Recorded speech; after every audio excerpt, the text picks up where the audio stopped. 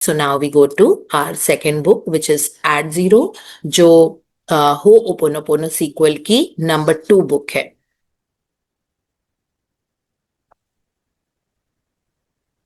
So, and for us we'll be reading Pallavi Panda from Bangalore. So हम Good वही morning, डेम, ma'am. Good morning Pallavi, हम डेम का वो फॉरवर्ड पढ़ रहे हैं जो उन्होंने इस किताब के लिए लिखा था. एंड जो मतलब डॉक्टर जो विटाले को लिख के दिया उन्होंने. और डेम ने बहुत सारा समय मोहना के साथ बिताया, डॉक्टर ह्यूलेन के साथ बिताया, और वो मोहना के वन ऑफ द मोस्ट चहेते डिसाइपल्स थे, है ना. और बहुत मानते थे मोर्ना को, तो जितनी टीचिंग्स थी, जितनी मैक्सिमम वो एब्जॉर्ब कर सकते थे. आप सोचिए कि वो सीईओ है कितने बड़े बिजनेस स्कूल के, है ना. लेकिन उन्होंने अपनी जो सीईओ की ट्रेनिंग या मीटिंग या कॉन्फ्रेंस जो भी उनको हवाई में ऑफ साइट कॉन्फ्रेंस थी, सो ऑफ साइट कॉन्फ्रेंस जो शुरुआत की वो होओपोनोपोनो प्रैक्टिस को बता के शुरू करना चाहते थे. सोचिए कि बिजनेस सीईओ सारे जो थे वो कितने अल्ट्रा लॉजिकल होंगे, है ना. बिकॉज ये बता रहे थे कि बहुत बड़े बड़े लोग उसमें आए थे जो टॉप बिजनेसमैन वर्ल्ड के होते हैं. लेकिन शुरुआत डेम हो ओपोनोपोनो प्रैक्टिस के साथ करना चाहते थे, और उनको भी ये वाली पावर सिखाना चाहते थे कि अगर आपको बिजनेस में बहुत ज्यादा आगे जाना है तो आप इस प्रेयर के चलते हम आगे जा सकते हैं, है ना. इसलिए वो मोरना को चाहते थे कि मोरना जी खुद ही आए और वो खुद ही लीड करें और स्टार्ट करें इस कॉन्फ्रेंस को. लेकिन मोना ने कहा कि उनकी तबीयत अब बहुत ज्यादा ठीक नहीं रहती है. 1989 की बात है, वो 92 में मोना मतलब शरीर छोड़ के चले गए थे. तो मोना ने कहा कि उनकी अब उनमें इतनी स्ट्रेंथ नहीं कि वो इतनी लंबी फ्लाइट लेके आए हैं. तो उन्होंने कहा था कि हम यहीं से आप सब वो कर देंगे, क्लीन कर देंगे, आपकी कॉन्फ्रेंस बहुत अच्छी रहेगी और आप ही लीड करो. तो डेम को लग रहा था हमने आज तक तो ऐसे किया नहीं है ना. लेकिन वो कॉन्फ्रेंस शुरू हुई, आज हम वहां से पढ़ेंगे. So yes, over to you, Pallavi. Yes, ma'am. Am I audible? Yeah, you are. Yeah. Thank you so much, ma'am. From then on, I led all the Ho'oponopono in our classes and beyond. We got very busy and very successful. We didn't speak in third person with Morna. Yeah, Morna again. A few years later, I found out that she had passed on in early 1992. Although I was sad that I no longer could pick up the phone and speak to her, have one of her great treatments, or learn at her feet, I could still feel her presence as always. She is and will always be magnificent force in my life. I truly feel that her teachings, Dr. Helekala's Kalikalas.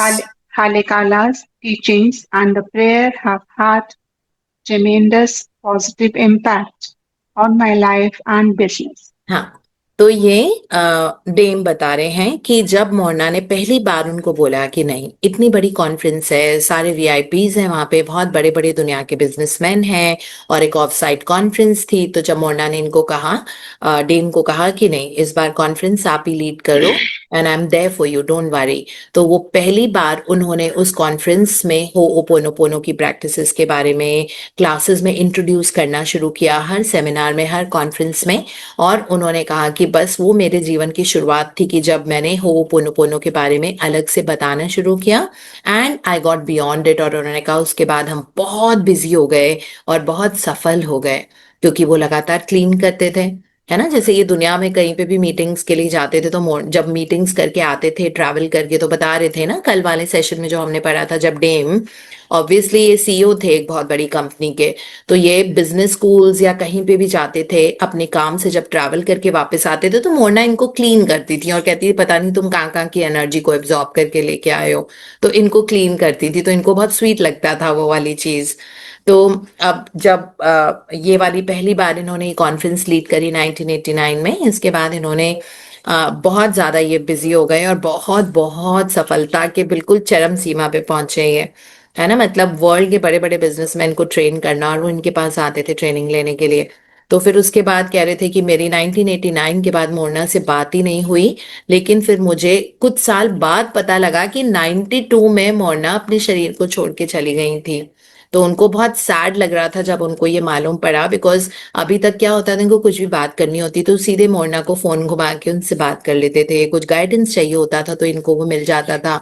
But अब इनको लग रहा था कि अब वो ऐसा नहीं कर पाएंगे, एंड उनको यही लग रहा था कि I he could always like he could learn at a feet, like उनको लगता था कि उनकी प्रेजेंस में इनको बहुत सीखने को मिलता था। बट अब मोरना तो थी नहीं, लेकिन ये कह रहे थे कि मुझे हमेशा उनकी प्रेजेंस अपने जीवन में फील होती थी, है ना, बिकॉज कोई भी जब स्पिरिट बन जाते हैं तो ऐसा नहीं है कि अब वो छोड़ के चले गए, उनकी पावर हमेशा हमारी लाइफ में बहुत हेल्प करती है। उनके जो चला जाता है, अगर वो जेन्युइनली हमसे बहुत प्यार करता है और हम जब उनके बारे में सोचते हैं तो उनका हाथ हमेशा हमारे सर पे होता है और आपके साथ सरियल चीजें होने लग जाती हैं, लाइफ एक्सपैंड होने लग जाती है। हमें लगता है ये हम कर रहे हैं, बट एक्चुअली उन एनर्जीज की पावर होती है जिनके कारण हमारा लाइफ आगे चलता है। तो ये इतने ज्यादा सक्सेसफुल क्यों हुए, वो इसीलिए हुए ना डेम, क्योंकि मोरना ने जाने के बाद भी इनका साथ नहीं छोड़ा था, वो लगातार इनकी लाइफ में इफेक्ट डालती रही थी। ये फिर इसीलिए डेम बता रहे हैं कि मोरना मेरे जीवन में सबसे मैग्निफिसेंट फोर्स ऑफ लाइफ है जहां से मैंने हमेशा सीखा। ऑल्दो इनको काफी कुछ आ गया था, बिकॉज ये डॉक्टर ह्यूलन के साथ भी बहुत ज्यादा टाइम स्पेंड करते थे और उन्होंने ऑलमोस्ट सारी कॉन्फ्रेंसेस की थी, अब तो ये खुद ही लेते थे, है ना। लेकिन ऑब्वियसली सोर्स तो सोर्स ही होता है ना, मतलब तो इसीलिए कहते हैं मोरना को वो एक सेकंड के लिए भी भूल नहीं पाते उनके जाने के बाद, और उन्होंने बहुत बड़ा इम्पैक्ट डाला था इनकी लाइफ में और उनके बिजनेस में। तो उनका बिजनेस का भी क्रेडिट ये उन्हीं को देते हैं। हाँ जी Pallavi. Part of the prayer is the peace of I. Peace be with you, all my peace. The peace that is I, the peace that is I am. The peace for always, now and forever and evermore. My peace I give to you, my peace I leave with you, not the world's peace, but only my peace, the peace of I. She taught us that when we get in our car, an airplane, a train, or any vehicle, to surround it with 300 million of piece of I. I particularly remember this when I get on airplanes and I sleep soundly. I know that I am being protected. I have many Ho'oponopono stories to tell. Too many for this copy, but rest assured that for the past 30 years, I can honestly say that Ho'oponopono prayer has been a tremendous guiding and protecting force for me. The word Ho'oponopono is constantly on my lips. I have used it in happy and sad occasions. I know that the alignment of my inner family is crucial for my peace of mind. For the mental clarity I need to run a successful global organization, for attracting the wonderful business partners whom I know have had We for now have. now have had for decades, for the amazing people that teach at our programs, for the participants that attend, for the fantastic global network that I have, and for the love for the and connection with my beloved. या सो dam अपने बारे में बता रहे हैं कि मोहना के जाने के बाद जब इन्होंने हो ओपोनोपोनो तो उनको छोटी छोटी याद, मतलब चीजें याद आ रही थी कि मोहना हमेशा बोलती थी कि peace of I. I of course means divine, that one, the universe is what we call. तो कहती थी कि उनका जो पीस है वो हमारे अंदर हमेशा फ्लो करे, इसके लिए प्रे करो। तो कहती थी कि अगर आप कार में जा रहे हो, बस में जा रहे हो, एयरप्लेन्स में जा रहे हो, हमेशा ये सोचो कि आप 300 मिलियन पीस ऑफ आई, इतने स्ट्रांग फोर्स के साथ हमेशा सराउंडेड हो। तो कहते हैं कि मैंने वैसा ही किया, और जिसके चलते मेरे बिजनेस कॉन्फ्रेंसेस, फ्लाइट में मैं जब जाता था तो मुझे इतनी साउंड स्लीप आती थी, I used to be very fresh when I arrive wherever. फिर उसके अलावा उनकी लाइफ में कहते हैं कि जो बिजनेस कॉन्फ्रेंसेस होती थी वो इतनी A1 बिल्कुल वैसे द बेस्ट पॉसिबल, उनका जो ग्लोबल नेटवर्क था वो उनका बढ़ता जा रहा था, उनके क्लाइंट्स बढ़ते जा रहे थे, और वो बिल्कुल सफलता, मतलब उनके लिटरली कहते हैं ना कि जो कदम चूमती है सफलता, so that level of success जो इनके जीवन में आई। और उन्होंने कहा जो पार्टिसिपेंट्स अटेंड करते थे उनकी लाइफ में चेंज आने लगे, और जो लव एंड कनेक्शन जो इनके जीवन लाइफ में जो लोग थे, जो उनके फैमिली मेंबर्स रिलेटिव जो जिंदा थे, एंड जो लोग हु हैड पास्ड अवे, जिनका ट्रांजिशन हो चुका था, उनके साथ लव एंड कनेक्शन वो स्टैब्लिश कर पाते थे। और बहुत ज्यादा पीस आया, एक्चुअली पीस तक ही, वो शांति तक ही हमको पहुंचना होता है। तभी हम Om Shanti word use, Om Shanti means peace of I, that is Hindi, and that one is English. Okay, वो एग्जैक्टली वो चीज है, जब उस लेवल ऑफ शांति आ जाती है, अगर आप हमेशा शांत होते हैं, चाहे आपके जीवन में कुछ भी हो रहा है, आपको पता है कि आई कैन क्रिएट एनीथिंग, कोई बिल्कुल मुश्किल नहीं है। हाँ, नेगेटिव एनर्जीज जो ब्लॉक कर रही होती हैं आप उनको न्यूट्रलाइज कर दो पावर से, है ना, दैट वे। हाँ जी। My success and prosperity has definitely been propelled by hard work and by using the sound business and consciousness principles we teach. And there is no question that the wind beneath my wings is the Ho'oponopono process. I wish you the same. The quote, the end of the prayer. To quote the end of the prayer, may the I continually bless all involved in the Ho'oponopono process. We are set free and it's done. We are now in the divine creator's embrace. Aloha, Dame TC Cordoba, CEO, Accelerated Business Schools for Entrepreneurs, Money and You program, www.accelerated.com. या सो ये उन्होंने बताया कि मेरी success, मेरी संपन्नता, मेरी सफलता, सब कुछ डेफिनेटली हार्ड वर्क की मेरी है, बट इनका इंस्पायर्ड हार्ड वर्क होता था, है ना। हार्ड वर्क इसके आप सीखते जाओ सिखाते जाओ, सीखते जाओ सिखाते जाओ, यही हार्ड वर्क होता है। हार्ड वर्क बाहर से नहीं होता कि हाथ पैर मार रहे हैं, ये कर रहे हैं, वो कर रहे हैं, है ना। सब कुछ सफलता हमेशा अट्रैक्ट होती है, इसलिए सीखते जाओ सिखाते जाओ, सीखते जाओ सिखाते जाओ, ये इनका काम था। तो इसीलिए जब मोना गई तो ये डॉक्टर ह्यूलन के संपर्क में थे पूरे टाइम, बिकॉज डॉक्टर ह्यूलन ने मोना के साथ पूरा टाइम बिताया था। 92 में लास्ट टाइम तक डॉक्टर ह्यूलन उनके साथ ही होते थे, है ना। उसके बाद उन्होंने खुद कॉन्फ्रेंसेस लेनी शुरू की थी, फिर उनको पता था तब उनको ये लेगेसी कंटिन्यू करनी है। फिर डॉक्टर ह्यूलन भी, जब उनको लग रहा था कि अब भी हमारा भी जाने का टाइम आ रहा है इस दुनिया से, है ना, इन सबको पता था कि हमारा पर्पस क्या है जिंदगी का। तो जब डॉक्टर ह्यूलन का भी टाइम आ रहा था तो उन्होंने डॉक्टर जो विटाले को लाइक क्रिएट किया। ये लोग बात बात तो करते नहीं है, सब कुछ भी क्रिएट करने के, मतलब दे हैव दैट पावर कि किसी को भी क्रिएट कर सकते हैं। तो उन्होंने मार्विन को क्रिएट किया और डॉक्टर जो विटाली को क्रिएट किया, और ये लोग इनके जीवन में आए। ऑफ कोर्स फिर डॉक्टर ह्यूलन ने और भी लोगों को बिल्कुल तैयार किया, उनको पता था कि अब ये टीचिंग्स को आगे लेके जाना है, और बहुत अच्छे से उन्होंने बताया था कि ये सब 2025 के बाद दुनिया में फैलना शुरू हो जाएगी। अब बताओ, वो तो खुद ही 2022 में उनका शरीर छोड़ के चले गए थे, बट ये सब प्रेडिक्ट करके गए थे, बिकॉज इस तरह की पावर्स उनके पास आने लगी थी, उनके पास प्रेजेंट फ्यूचर बहुत अच्छे से दिखने लगा था, है ना। सो ये मिस्टर डेम भी बोलते हैं कि मेरी सफलता, मेरी प्रोस्पेरिटी, ये सब, ये सारा हार्ड वर्क के कारण है, और मेरा इतना अच्छा जो बिजनेस चला ओनली बिकॉज ऑफ होपोनोपोनो के डिटेल प्रिंसिपल्स जो मैंने समझे, सीखे, जो मैंने अपने जीवन में अप्लाई किए। और ये प्रैक्टिस मेरी, these are the wind beneath my wings, मतलब मेरी सफलता का रीजन यही है, और यही हम आपको भी विश कर रहे हैं, ऐसा उन्होंने लिखा।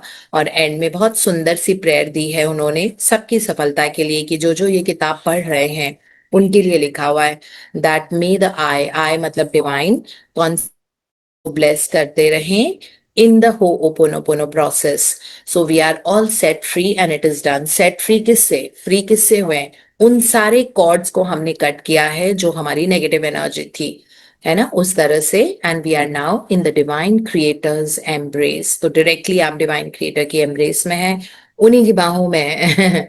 डिवाइन क्रिएटर की, भगवान की बाहों में, है ना, भगवान की डिवाइन एनर्जी में है। ये उन्होंने हम सब के लिए ये प्रेयर लिखी है। एंड सो इनका डेम डीसी कॉर्डोवा इनका पूरा नाम था, और ये सीईओ हैं आज की तारीख में भी एक्सिलरेटेड बिजनेस स्कूल के फॉर ऑल द एंटरप्रेन्योर्स जिनको अपना बिजनेस हाई करना होता है।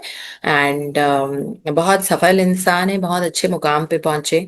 एंड उन्होंने फिर चूज किया कि जब ये वाली किताब आई एट जीरो, इन्होंने पूरी पढ़ी, है ना, डेम कॉर्डोवा जी ने पूरी पढ़ी, और उसके बाद उन्होंने फोरवर्ड लिखा और कुछ बातें बताई मोरना के बारे में, क्योंकि इन्होंने उनके साथ बहुत समय बिताया था और अपने जीवन में इन्होंने बहुत बड़ी बड़ी कठिनाइयों को ओवरकम किया था इस पर्टिकुलर प्रैक्टिस से। इतना इजी नहीं होता है कोई ग्लोबल लेवल पे काम कर रहा है ना। मतलब सफलता तो ऐसी होती है कि चार पैसे नहीं आते, लोगों का दिमाग सात पे आसमान पे चढ़ा जाता है और वो लोग छोड़ देते हैं, सोर्स भूल जाते हैं। बहुत होता है, आप लोगों ने देखा होगा ना ऐसे लोग। लेकिन this book keeps us grounded, है ना। सो ग्राउंडेडनेस रहना, बहुत जल्दी लोगों में एरोगेंस आता है, तो इसीलिए कहते हैं ना एरोगेंस क्रीप इन करता है। जैसे अगर किसी को गुस्सा आ रहा है ना, वो गुस्सा आया मतलब आपने अपने बकेट में होल कर दिया और वहां से एरोगेंस घुसेगा अंदर, है ना। आपकी टोन में चेंज होना शुरू हो जाएगा, अब आप किसी को कुछ नहीं समझोगे।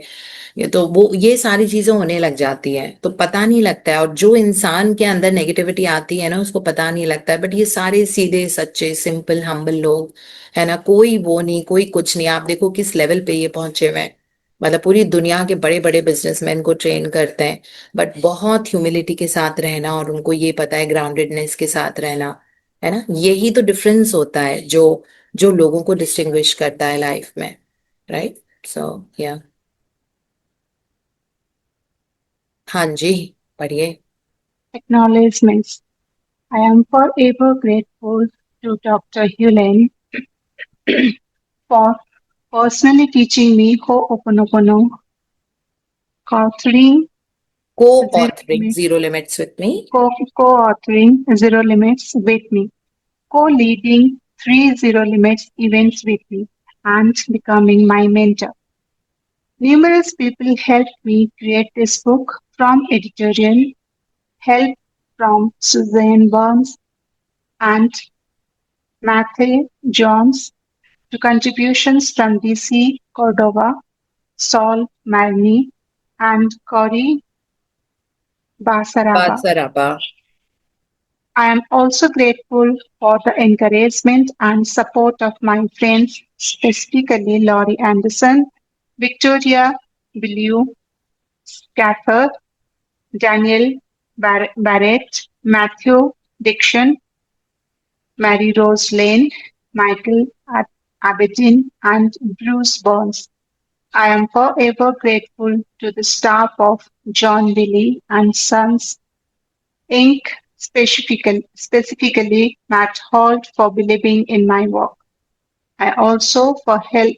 I also want to acknowledge my Michael's coaching team as Prosper for helping people learn and correctly practice authentic Ho'oponopono.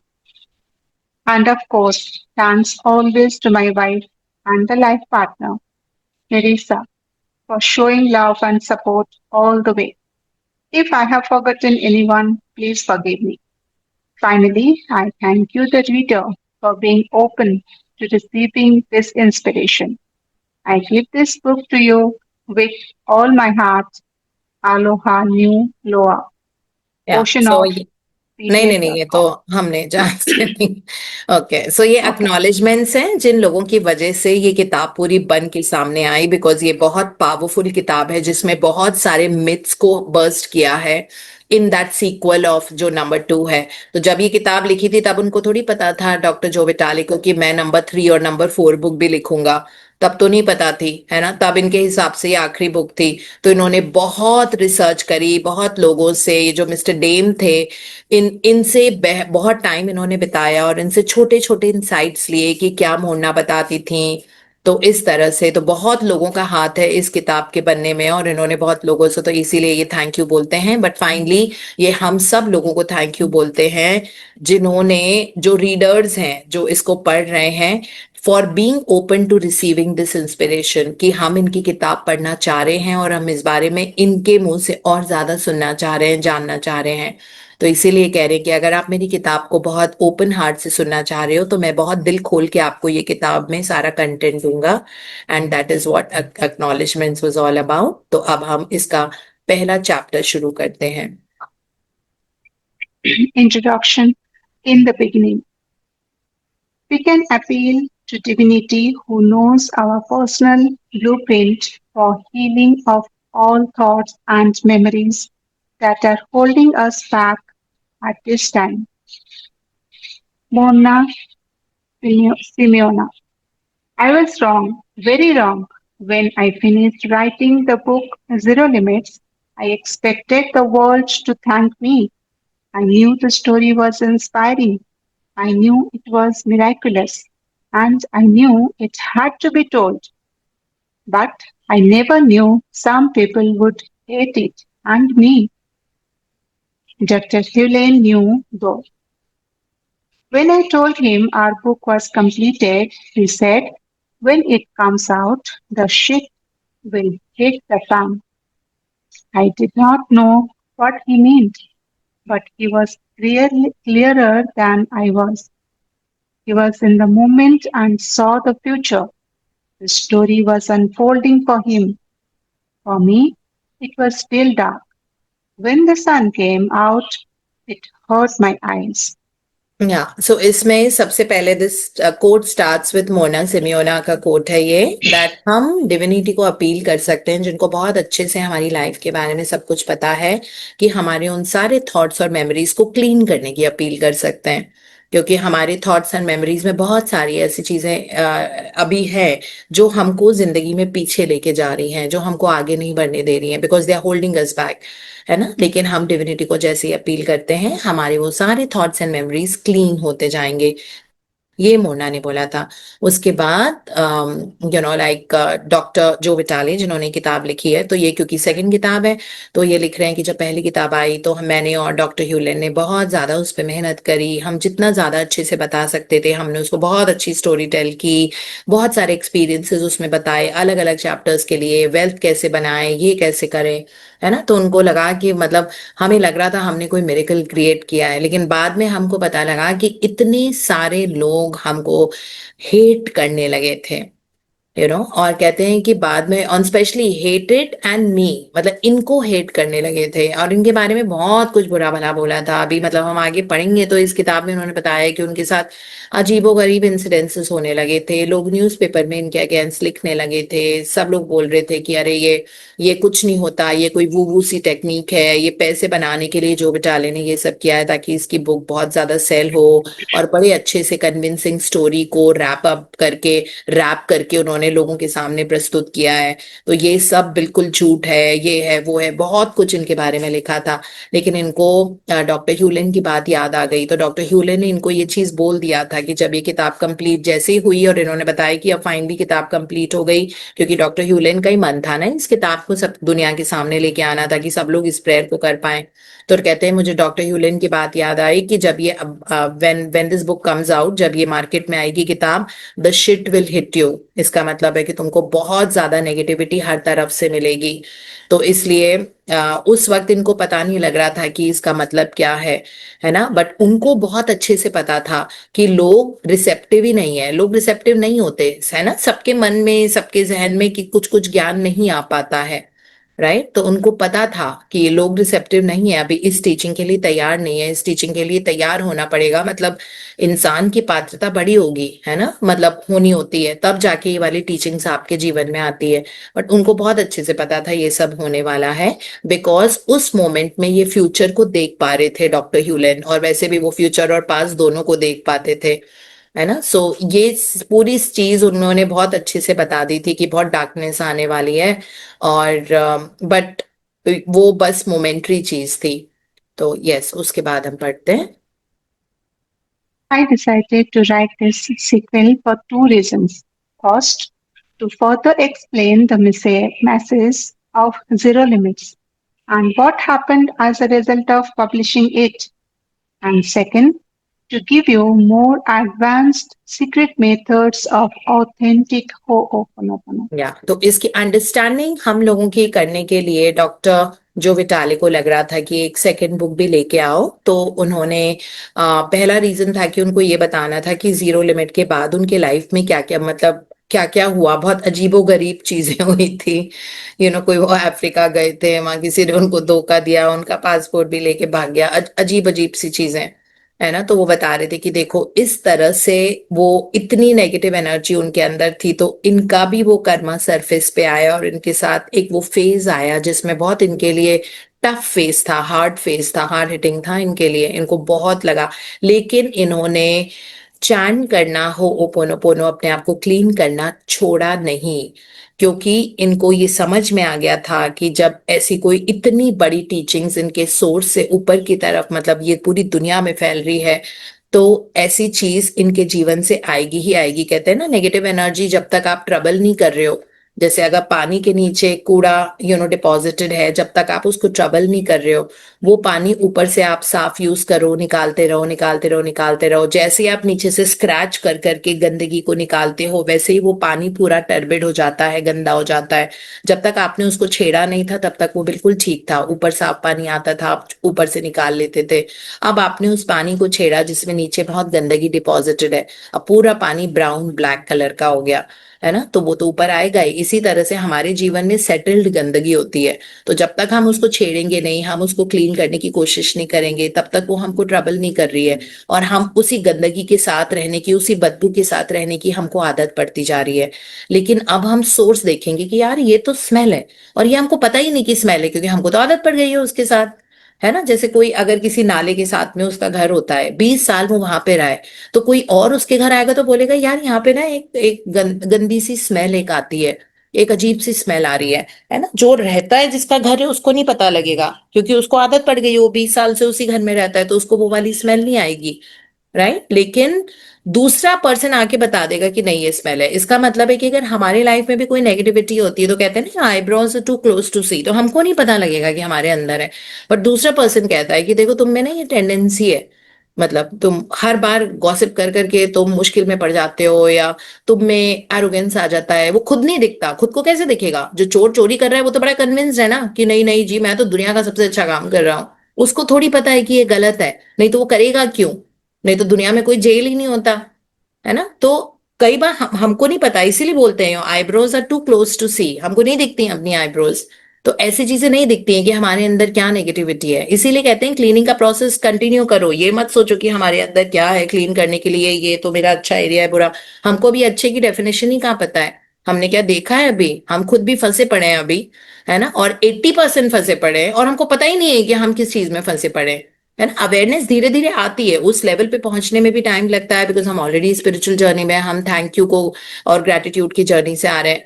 लेकिन हमको नॉन स्टॉप क्लीन करने की जरूरत है, और जैसे जैसे जो हमको चीजें दिख रही हैं अपने जीवन में, उनको क्लीन करने की कोशिश करेंगे हम, तो जो बाकी चीजें हैं जो नहीं दिख रही हैं वो भी साथ साथ क्लीन होती रहती हैं, क्योंकि सोर्स वही है ना। एज एन एग्जाम्पल, अगर जैसे कोई प्रे कर रहा है कि मेरा हीमोग्लोबिन बहुत अच्छा हो जाए, है ना, हमारे शरीर में अगर हमारी रिपोर्ट आई और हमको दिखा हमारा हीमोग्लोबिन अभी 9 या 9.5 ग्राम परसेंटेज है, तो हमको ये दिखा कि ये 9 है, तो हम प्रे कर रहे हैं कि हम इसको क्लीन कर रहे हैं, that I am sorry, please forgive me, thank you, I love you, that मैं 100% रिस्पॉन्सिबिलिटी ले रही हूँ कि जो भी मेरी मेमोरी और मेरे बिलीफ में है जिसके कारण मेरा हीमोग्लोबिन 9.5 आया है या 9 आया है, I clean that with 100% responsibility and I love you, I'm sorry, please forgive me, thank you। अब सिर्फ हीमोग्लोबिन नहीं बढ़ रहा है, हीमोग्लोबिन का वो पूरा प्रोसेस है ना। मतलब सबसे पहले आपका डाइजेस्टिव सिस्टम है, वहां से आपका आयरन एब्जॉर्ब हुआ, आयरन का कन्वर्जन, फेरिक आयरन फेरस में कन्वर्ट होगा, है ना, बिकॉज हमारा शरीर फेरस आयरन को एब्जॉर्ब करता है। तो अब सबसे पहले आपका जो पाचन तंत्र है, आपका डाइजेस्टिव सिस्टम, वो इन्वॉल्व हुआ, है ना। उसके बाद हुआ सेकंड नंबर पे आपका एब्जॉर्प्शन, खाना इंटेस्टाइन से एब्जॉर्ब होके आपके ब्लड सर्कुलेटरी सिस्टम में आता है। तो अब आपका आयरन वहां से यहाँ आया, अब आयरन सीधे गया लिवर में मेटाबॉलिज्म के लिए। वहां से अब होगा कि आपकी किडनीज के पास एक मैसेज आता है, किडनी से एक हार्मोन निकलता है जिसका नाम है एरिथ्रोपोइटिन। तो आपकी किडनी भी इन्वॉल्व है। अब देखो, लिवर इन्वॉल्व हुआ, डाइजेस्टिव सिस्टम इन्वॉल्व हुआ, एब्जॉर्प्शन इन्वॉल्व हुआ, ब्लड सर्कुलेटरी सिस्टम इन्वॉल्व है, लिवर इन्वॉल्व है, उसके बाद अब किडनी, किडनी से निकलेगा एरिथ्रोपोइटिन हार्मोन, जो सीधे बोन मैरो में मैसेज देता है कि रेड ब्लड सेल बनाओ, खून बढ़ाना है। अब सीधे बोन मैरो में मैसेज गया, वहां से ब्लड बढ़ के आता है आपके ब्लड में हीमोग्लोबिन बढ़ना शुरू हो जाएगा। आपने देखा कितने सारे ऑर्गन्स इन्वॉल्व हैं। तो आप एक चीज के लिए प्रे कर रहे थे, बट आपके 7 ऑर्गन क्लीन हुए उसके चलते, है ना। और वो ब्लड सारा जाता है हार्ट में। उसके बाद आरबीसी की शेल्फ लाइफ होती है 120 दिन। 120 दिन के बाद स्प्लीन उसको ब्रेक डाउन कर देगा, है ना। फिर उसके ब्रेक डाउन प्रोडक्ट या तो रीअब्सॉर्ब होते हैं या फिर किडनी के पास जाएंगे। तो ये पूरा प्रोसेस आप देख रहे हो, कितने सारे हमारे बॉडी के ऑर्गन्स इन्वॉल्व थे। प्रेयर हमने एक ही की थी, दैट आई टेक 100% रिस्पॉन्सिबिलिटी कि मेरे अंदर जो भी मेमोरी है जिसके कारण मेरा हीमोग्लोबिन लो आया है ना। और उसके बाद आप उसको क्लीन कर रहे हो, बट आप देखो कितने सारे एरियाज पे फर्क पड़ा। उसी तरीके से जब आप अपने लाइफ की कोई भी नेगेटिविटी आइडेंटिफाई करते हो कि मेरे लाइफ में ये वाली नेगेटिविटी है, आपके मल्टीपल एरियाज क्लीन होते हैं जो आपको दिख नहीं रहे, है ना। आपके सिर पे बाल उगने शुरू हो जाएंगे नए नए, आपकी आवाज बेटर हो जाएगी। हो सकता है कि आपके गले में बार बार बलगम आ जाता था, अभी तक वो भी आपका ठीक होना शुरू हो गया। बिकॉज क्लीनिंग का प्रोसेस सिर्फ एक जगह पे नहीं, वो मल्टीपल जगहों पे अफेक्ट करता है। आप अपने सिर्फ पैसे के लिए प्रे कर रहे हो, बट पैसा हो सकता है कि आपका इसलिए धीरे धीरे आ रहा हो क्योंकि आपने किसी को अपने जीवन में बहुत बड़ा दोष दे रखा है कि उनके कारण ऐसा ऐसा हुआ, या आपके अंदर नेगेटिविटी और आपको सामने वाला पर्सन नेगेटिव नजर आता है ना। अगर आपको नजर आ रहा है इसका मतलब वो नेगेटिविटी आपके अंदर है, क्योंकि बाकी लोग तो उस पर्सन को बहुत पसंद करते हैं, है ना। तो इसका मतलब है आपके अंदर कितना कूड़ा करकट भरा हुआ है, तो वो भी साफ होगा साथ साथ। तो पैसा बिना ग्रज को एलिविएट किए नहीं आ सकता, है ना। जब तक आपको उस पर्सन के साथ नेगेटिविटी है या अपने साथ नेगेटिविटी है, अगर अपने कोई आपने परेशान किया हुआ है, आप बहुत अनकाइंड है, अपने शरीर का ध्यान नहीं रखते, आपके पास पैसा नहीं आएगा। तो जब आप प्रे करना शुरू करते हैं तो ये चारों पांचों छह एरियाज आपके साथ साथ क्लीन हो रहे हैं, जो आपको नजर नहीं आ रहे कॉन्शियस माइंड से, क्योंकि आपको पता ही नहीं है कि वहां पे नेगेटिविटी है ना। हमको आदत पड़ गई है उस स्मेल में रहने की, उस गंदी स्मेल में रहने की, तो हमको पता नहीं होता कि वो हमारी नेगेटिविटी है। तो ये चीज हमको रियलाइज करनी बहुत जरूरी है कि it is not just that. तो कई बार नहीं पता होता, नहीं पता होता, कोई बात नहीं, लेकिन कोई बात नहीं, बहुत डार्क एरियाज हैं, बट हम सब एलिमिनेट करते हैं। इसलिए क्लीनिंग का प्रोसेस हमारा कॉन्स्टेंटली चलता रहता है ना। तो इसलिए अब देखो डॉक्टर जो विटाले इतने टाइम से रहे, लेकिन उन्होंने पूरे फर्स्ट चैप्टर और बहुत इस पार्ट ऑफ द बुक में बताया कि किस तरह नेगेटिविटी आई, किस तरह उनकी भी नेगेटिविटी सरफेस के ऊपर आई। उनको थोड़ी पता था कि ये सब है, कि कोई उनको चीट करेगा। तो वो चीटिंग वाला ऐप था उनके अंदर, ये वाली एनर्जी थी उनके अंदर, है ना। जब वो क्लीन हुई, वो तो क्लीन अपने आप को, उनको नहीं पता था कि मेरे फ्यूचर में मेरे साथ ऐसा भी धोखा कोई कर सकता है ना। तो बड़े धोखेबाज लोग होते हैं तो कर सकते हैं, तो वो क्यों क्यों उनकी उनकी वो नेगेटिविटी सरफेस पे आई, और उन्होंने छोड़ा नहीं उसके बाद चैंट करना और अपने आप को क्लीन करना। वो क्लीन करते रहे करते रहे करते रहे करते रहे उसके बाद, और फिर उन्होंने सीक्वल में एक और किताब लिखी, फिर एक और किताब लिखी, इस तरह से वो आगे करते गए दैट वे, है ना। So this is what we have read today, और आज हम इतना ही पढ़ेंगे। Thank you so much Pallavi.